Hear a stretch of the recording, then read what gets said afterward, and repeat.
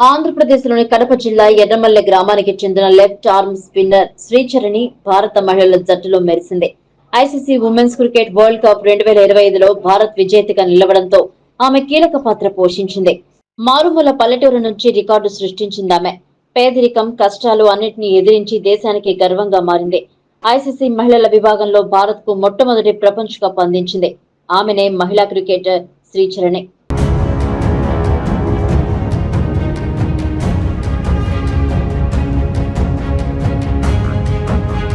ఆంధ్రప్రదేశ్లోని కడప జిల్లా క్రీడా రంగంలో పెద్దగా పేరున్న ప్రాంతం కాదు. కానీ ఈ జిల్లాలోని వీరపునాయని మండలం ఎర్రమల్లె గ్రామం నుంచి వచ్చిన నల్లపురెడ్డి శ్రీచరణి భారత క్రికెట్ చరిత్రలో తనకంటూ ఒక అధ్యాయాన్ని లిఖించింది. ఆంధ్రప్రదేశ్ నుంచి పురుషులు లేదా మహిళల క్రికెట్ ప్రపంచ కప్ లో ఆడిన మొట్టమొదటి క్రీడాకారిణిగా నిలిచింది. కానీ ఆమె ప్రయాణం అనేక కష్టనష్టాల మధ్య సాగింది.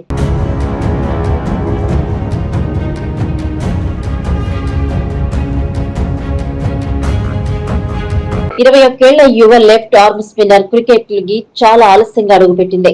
వాస్తవానికి క్రికెట్ ఆమె మొదటి లక్ష్యం కాదు. చిన్నతనంలో ఆమె బ్యాడ్మింటన్, కబడ్డీ, అథ్లెటిక్ ప్రతిభ చూపించింది. అయితే 16 ఏళ్ల వయసులో మాత్రమే ఆమె క్రికెట్ ను సీరియస్ గా తీసుకోవాలని నిర్ణయించుకుంది. ఈ నిర్ణయానికి ఆమె మామయ్య కిషోర్ కుమార్ రెడ్డి ప్రధాన కారణం.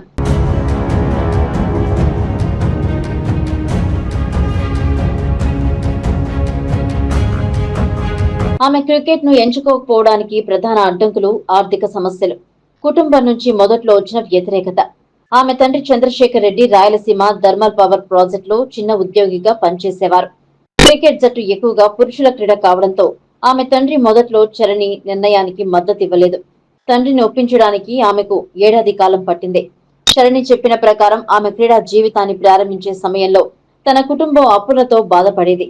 అయినప్పటికీ ఆమె కష్టాలు తన ఆటపై ప్రభావం చూపకుండా ఆమె తల్లిదండ్రులు సహకరించారు.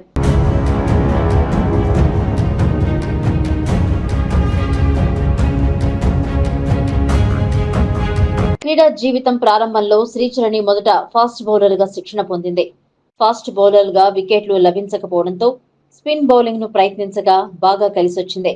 ఆ తర్వాత ఆమె నెమ్మదిగా లెఫ్ట్ ఆర్మ్ ఆర్థోడాక్స్ స్పిన్నర్ గా మారింది. కడప లాంటి మారుమూల ప్రాంతం నుంచి వచ్చి కేవలం 2 ఏళ్ల వ్యవధిలోనే ఉమెన్స్ ప్రీమియర్ లీగ్ ద్వారా సెలెక్టర్ల దృష్టిలో పడింది. అంతర్జాతీయ క్రికెట్ కు ఎంపిక కావడం ఆమె అచంచలమైన పట్టుదలకు, కష్టపడే తత్వానికి నిదర్శనం. ఆర్థిక కష్టాలు ఆమె ఆశయాన్ని ఆపలేకపోయాయి.